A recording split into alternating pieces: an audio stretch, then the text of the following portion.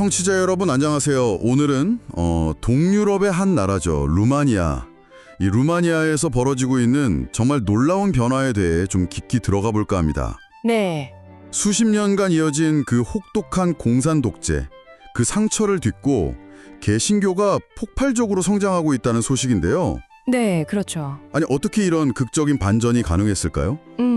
저희 손에는 지금 루마니아를 직접 다녀오신 한국 목회자분들의 아주 생생한 선교 보고서들이 있습니다. 아, 네, 현장의 기록이군요. 네, 오늘 이 자료들을 통해서 루마니아 개신교 부흥의 그 이면, 또 그 의미, 그리고 이게 오늘 우리에게 던지는 질문은 뭘지 함께 좀 탐색해 보겠습니다. 좋습니다. 특히 그 루마니아의 독재자 차우셰스쿠가 한때 북한 김일성의 주체 사상에 좀 매료됐었다는 그런 역사적 연결고리를 생각하면 더 흥미로운 지점들이 보일 겁니다. 네, 그 부분도 참 아이러니하죠. 네, 오늘 저희의 탐구 질문은 이겁니다.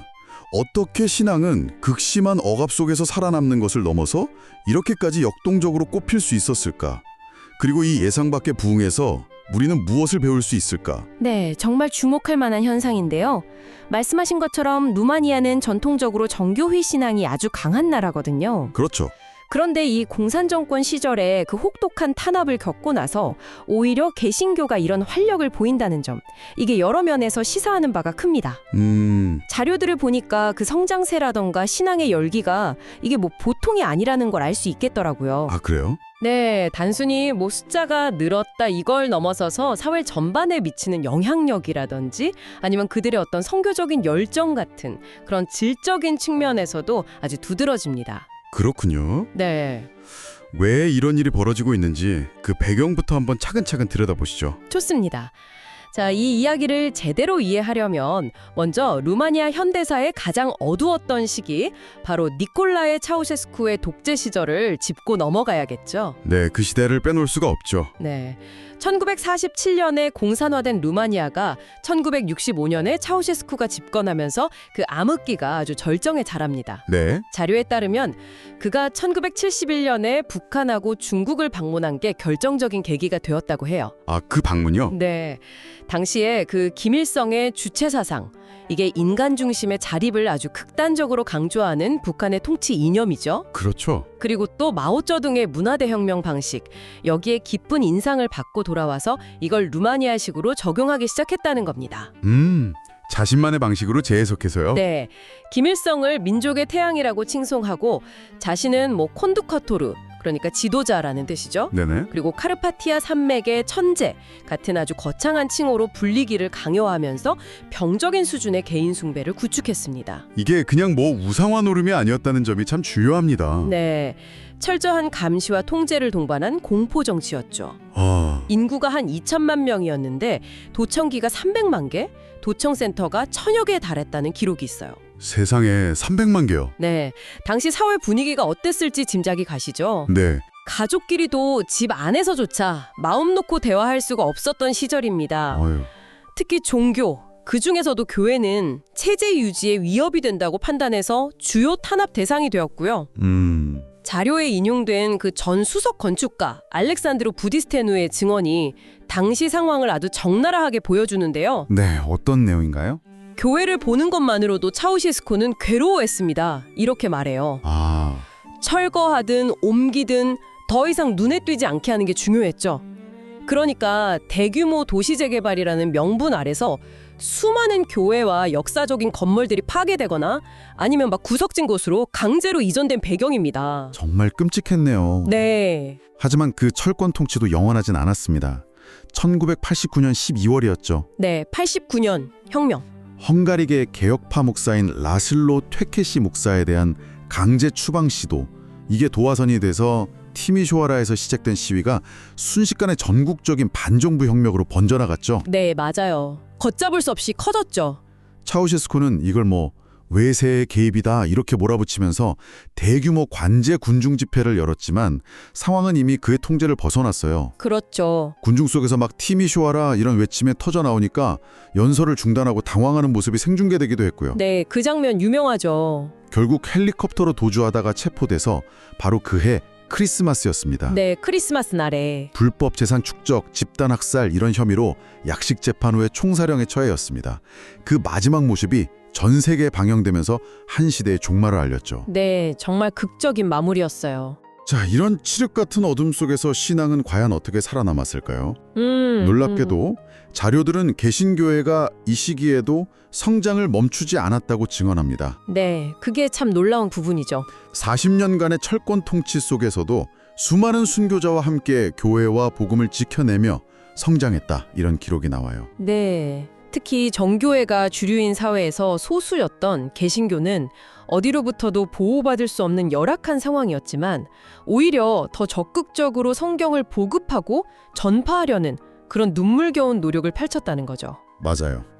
극한의 감시망을 뚫고 신앙을 이어간 역사가 있었습니다. 네, 여기서도 흥미로운 지점은 이 독재가 무너진 지 30년이 훌쩍 넘은 오늘날에도 그 성장세가 멈추지 않고 오히려 더욱 가속화되고 있다는 사실입니다. 아, 지금도요? 네, 현재 루마니아의 대신교 인구가 약 100만 명 이상으로 추산돼요.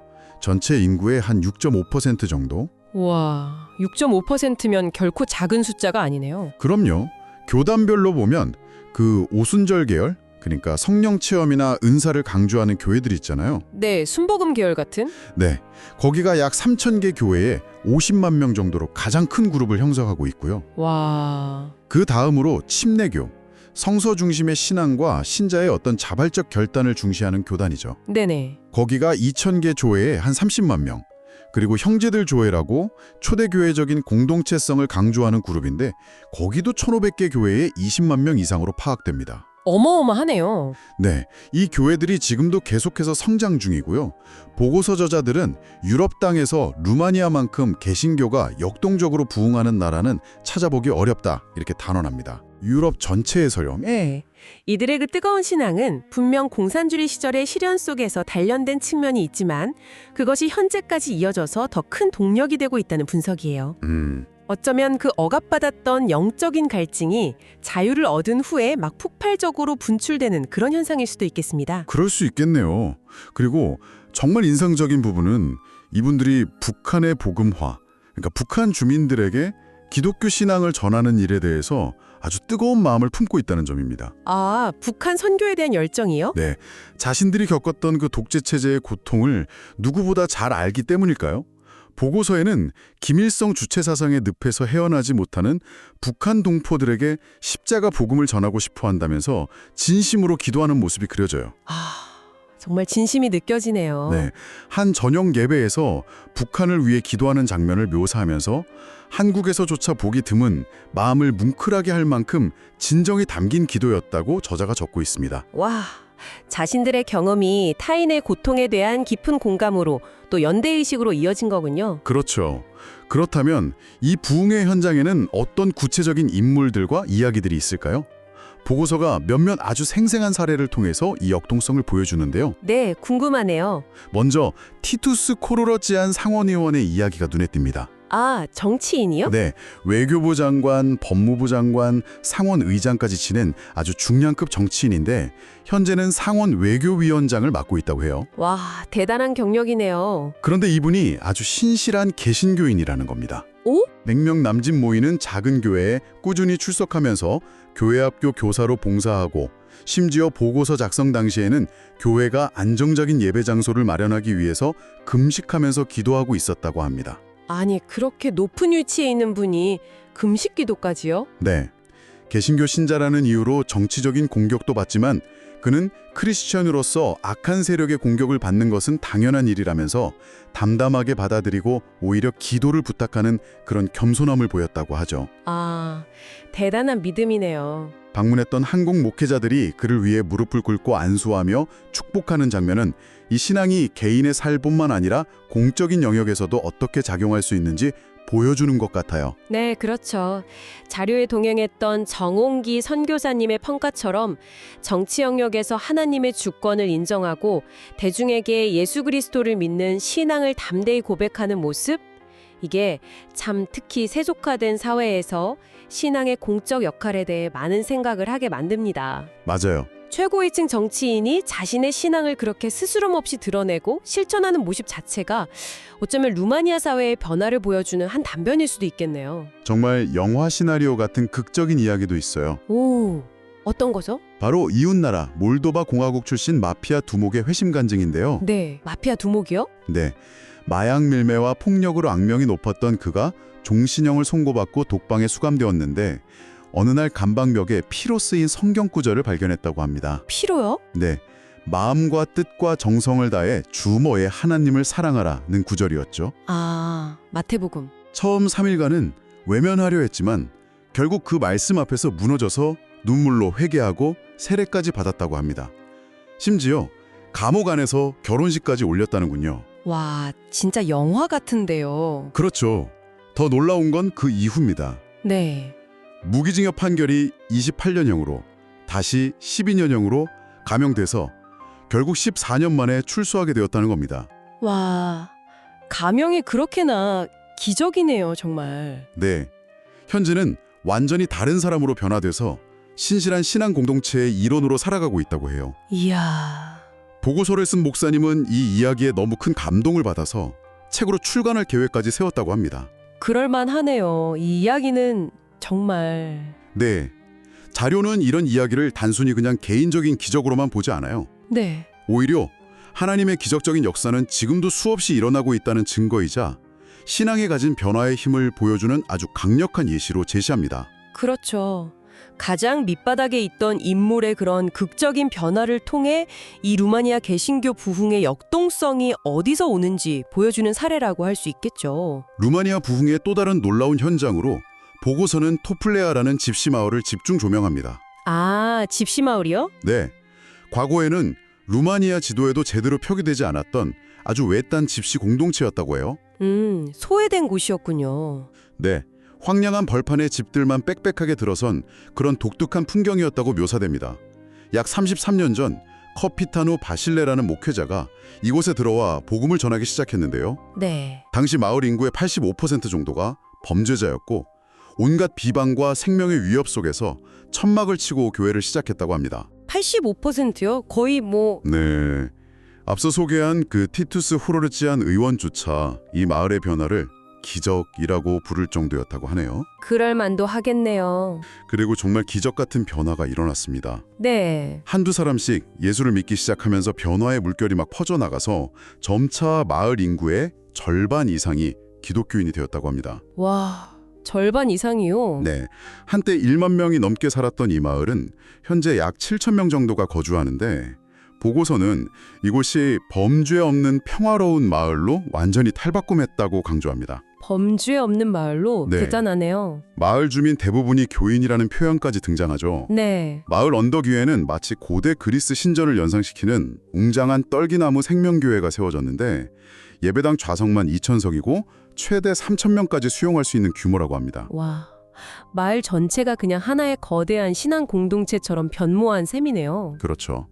더 놀라운 사실은 매년 8월 여름 수련회 기한이 되면 유럽 전역에 흩어져 살던 집시들이 약 8,500명에서 9,000명가량 이곳 토플레아로 모여든다는 점입니다. 유럽 전역에서요? 그 마을로요? 네, 마치 성지순례처럼 이곳을 찾는다고 해요. 이야. 보고서 작성팀이 방문했을 당시에도 청년 120명이 세례를 받는 모습이 있었고 지금까지 이 교회에서 세례를 받은 사람만 총 5,200명이 넘는다고 합니다. 5,200명이요? 네. 와. 매년 적게는 90명에서 많게는 600명 이상이 세례를 받는다니 그 활력이 정말 대단합니다. 그야말로 살아있는 부흥의 현장이네요. 이들의 비전은 여기서 멈추지 않아요.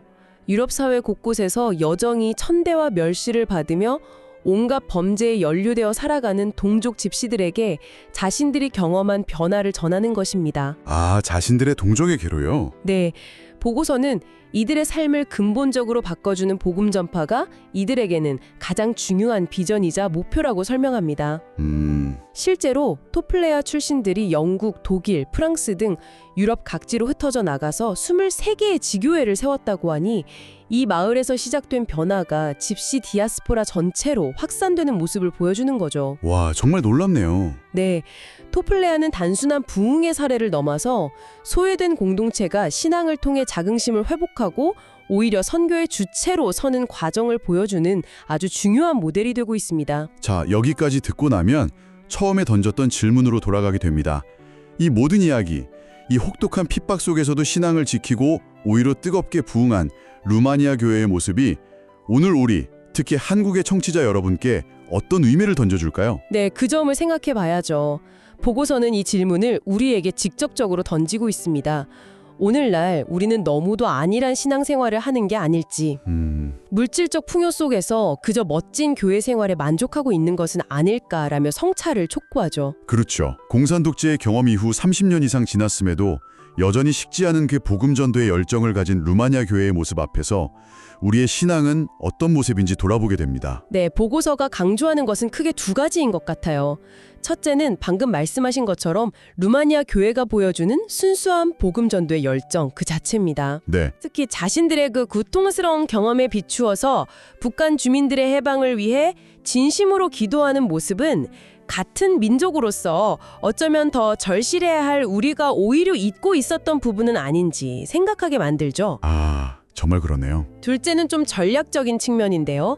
루마니아가 유럽 내에서 개신교가 이렇게 이례적으로 역동적인 성장을 보이는 국가라는 점, 네, 그리고 차우세스크와 김일성이라는 과거의 그 연결고리 때문에 북한 문제에 대해 특별한 공감대와 관심을 가지고 있다는 점, 이걸 고려할 때 루마니아 교회가 향후 유럽 복음화와 미래의 북한 선교에 있어서 한국 교회에게 매우 중요한 파트너가 될 수 있다는 가능성입니다. 전략적 파트너로서의 가능성이요. 네, 단순히 감동적인 이야기를 넘어서 실질적인 협력의 기회가 열려 있다는 것이죠. 실제로 그러한 교류는 이미 시작되고 있다고 들었습니다. 네, 맞아요. 미션 루마니아라는 이름으로 루마니아 교회 지도자들이 여러 차례 한국을 방문했고요. 네. 이번 보고서 작성팀의 방문 중에도 토플레아의 그 떨기나무 생명교회와 한국의 평택 순복음교회가 선교 협력을 위한 양해각서 MOU를 맺기로 약속하는 등 구체적인 협력 방안들이 논의되고 있다고 합니다. 와, 구체적인 움직임이 있군요. 네, 고통의 역사를 공유했던 두 지역 교회가 미래를 향한 희망을 함께 만들어가는 모습이죠. 네, 오늘 저희는 루마니아라는 나라의 깊은 상처와 그 속에서 피어난 놀라운 개신교 부흥의 현장을 함께 따라가 보았습니다. 네, 정말 의미 있는 여정이었어요. 차우셰스쿠 독재라는 그 어두운 터널을 지나서 신앙의 끈을 놓지 않고 오히려 더 큰 빛을 발하게 된 교회의 이야기. 네, 또 코르루찌안 의원이나 회심한 마피아 두목처럼 변화된 삶의 증거들, 그리고 토플레아 집시마을의 그 기적적인 변화까지 참 많은 생각거리를 던져주는 시간이었습니다. 네, 맞습니다. 보고서들은 고난 속에서 더욱 정련되고 단단해진 루마니아 교회의 신앙을 아주 인상 깊게 그려냅니다. 그렇죠. 그러면서 자연스럽게 오늘날 상대적으로 좀 평안하고 안정된 환경에 있는 우리 자신을 돌아보게 만들죠. 네.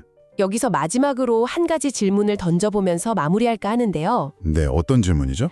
이 자료들이 아주 강력하게 시사하는 것처럼 신앙의 깊이와 선교적 열정은 역설적이게도 역경과 고난 속에서 더 강하게 발현되는 경향이 있는 것일까요? 역설적인 질문이네요. 네. 만약 그렇다면 3대적인 자유와 풍요 속에서 신앙을 이어가는 우리에게 이것은 무엇을 의미할까요? 어떻게 보면 편안함 속에서 어떻게 그 뜨거움을 유지하고 세상으로 나아갈 동력을 얻을 수 있을지 이 질문을 청취자 여러분 각자의 성찰 과제로 남겨드리면서 오늘 이야기를 마칠까 합니다.